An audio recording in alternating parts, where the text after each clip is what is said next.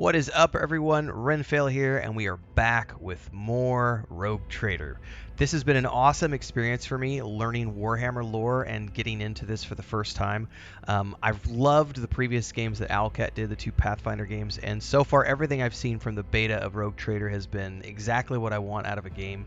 And it's a great way for someone like me who's completely new to Warhammer to learn more about it and share that knowledge with other people who might be new to it like me. So today we're continuing our Ultimate Beginner's Guide series with this game, which we've done in other games too, like Baldur's Gate 3 and other CRPGs. We do this with pretty much every game we play, so if you've been around for a while, you know that. But if you're new, welcome. Hopefully you enjoy this. And if you do, don't forget to like, subscribe, and hit the bell icon so you never miss an update. Today we're going to be talking about the origins for your characters in Warhammer 40K Rogue Trader. Now, when you start a new character in this game for the first time, you have the option to just choose a preset character, a pre-designed character that they've already done for you, or you can go in and create a custom character. And if you do, you're going to be presented with this screen during the character creation process. You go with the pre-gen, appearance, homeworld, and then we get into the origins. Now, because this is beta, some of this is missing information that's coming at launch, so just bear that in mind as we go through. They'll have descriptions for the things that are missing, but they do have a few of these that are fleshed out in full so that you can get into the game and test things out. If you want to play, you can get into the beta now, but the game is out on December 7th, 2023, so just around the corner. This is the beta version of this guide, and we will be doing full versions once the game launches. So without further ado, let's dive into the first one on the list, which is the Astra Militarum Commander, commonly known as Imperial Guards. These are the primary fighting force of the Imperium and the first line of defense from the myriad threats which endanger the existence of the humanity in the 41st millennium. You have served as one of the commanders of an Astra Militarum regiment, commanding thousands of lives and winning battles in the name of the God Emperor. Now, as someone who's new, one of the things I've found fascinating about this is the amount of lore that's behind Warhammer 40K, because it's been out for decades now. And Owlcat has done a great job of transferring that into the game, so each one of these has a really great roleplay description, which gives you information about them. And then we get into the things that are the bonuses to this. So the features for this character, for this origin, you get combined arms, which means that the commander and their allies deal an additional 20 perception bonus times 2% damage to enemies adjacent to the commander or their allies until the end of the next turn.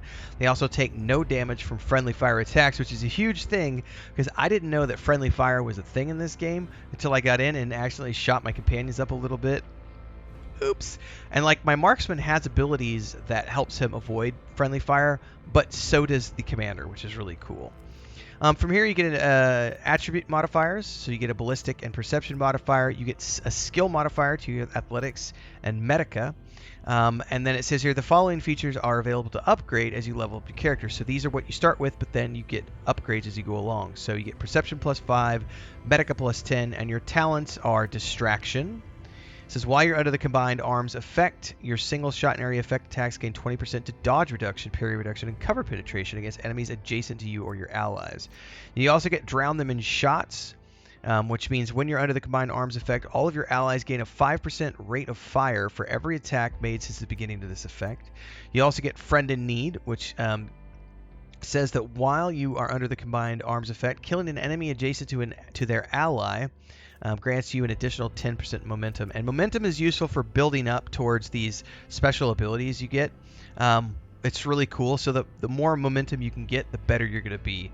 Unflinching heroism, which means every time your ally uses a heroic act, you gain +5 to all of your characteristics till the end of combat. And then shoulder to shoulder, which means when you're adjacent to an ally, you deal an additional +10 perception bonus to the enemies adjacent to the commander's ally, which stacks with combined arms. So really cool stuff here. Then we get into the Commissar. These commissars of the Officio Prefectus are ruthless officers charged with maintaining the morale, discipline, and fighting spirit of their Astra Militarum regiment. You used to be one of these servants of the God Emperor, a living symbol of the Imperium's authority, regarded with a mix of fear and awe by your subordinates. Also, notice it changes your outfit as you go through here, which I think is really cool. Really sweet stuff here. Unlocked features. Let's give them hell. Your next single shot or single target melee attack applies the following effects. The target becomes marked.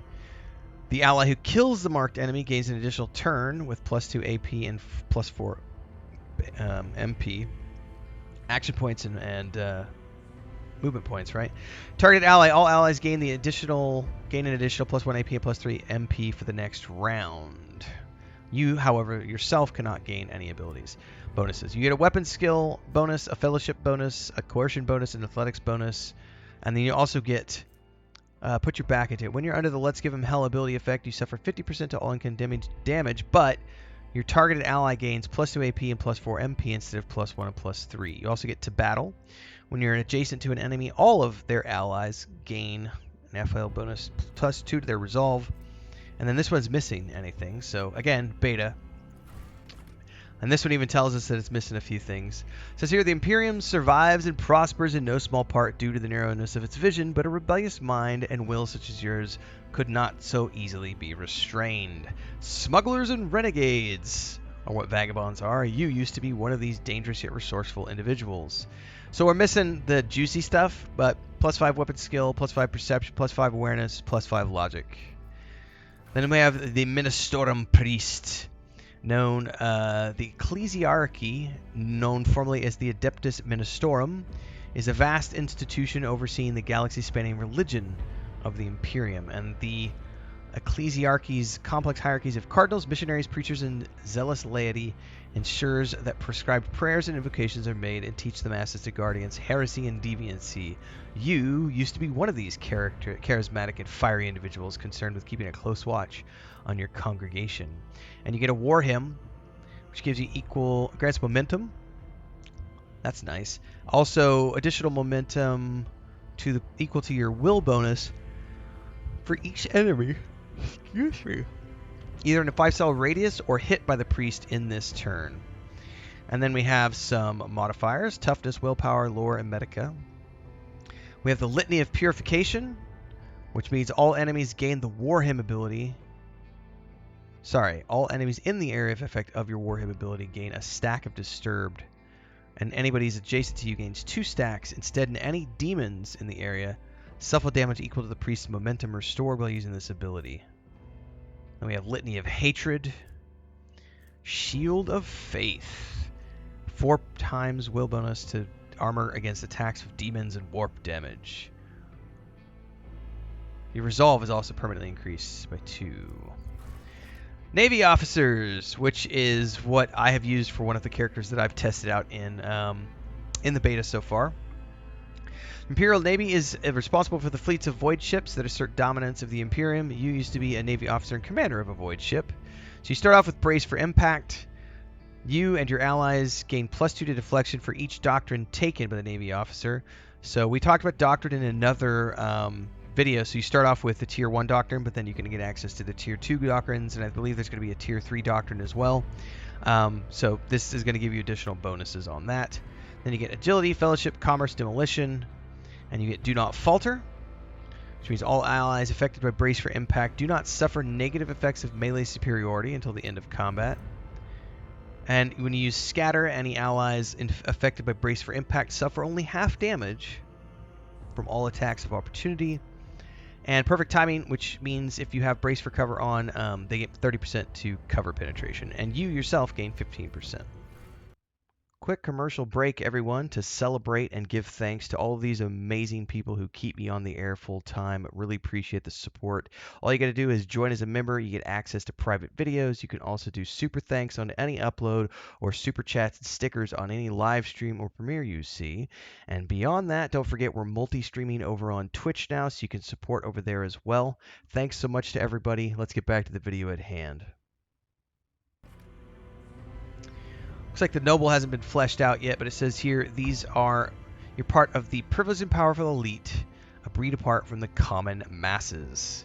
You expect the obedience, and lived upon the fruits of their toil once upon a time, surrendered to your extended family in solemn fealty. Bonuses to intelligence, fellowship, coercion, persuasion, but nothing else at the moment.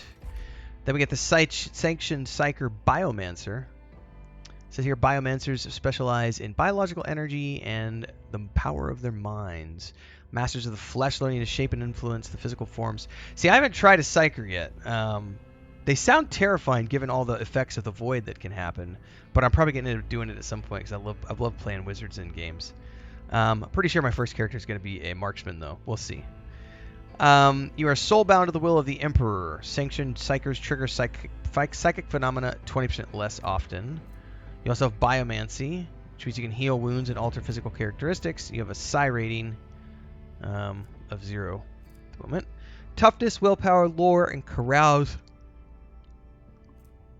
Gotta love those yawns.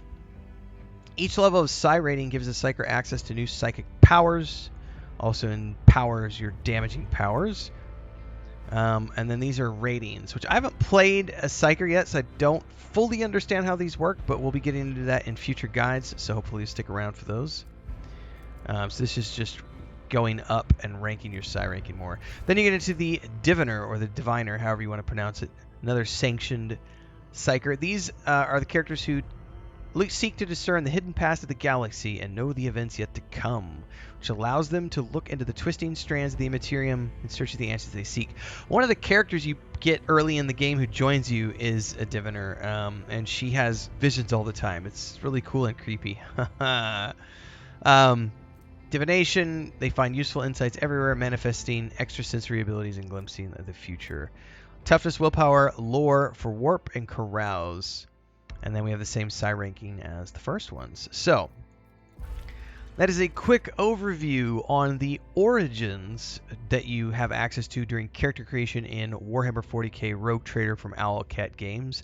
Hopefully you found this useful. Don't forget, we will be playing this game at live. I want it to go live on December 7th. That's pretty much the only game I'm going to be playing that month. So we're going whole hog. Kind of like we did with Baldur's Gate 3 when it first came out. We did about 6 weeks of only Baldur's Gate 3. That's kind of what we're going to be doing here. So if you're along for the ride, don't forget to like, subscribe, hit the bell icon so you never miss an update. We do daily streams at 8 p.m. Central onwards, as well as every single morning, typically early 6, 7 o'clock in the morning Central Time.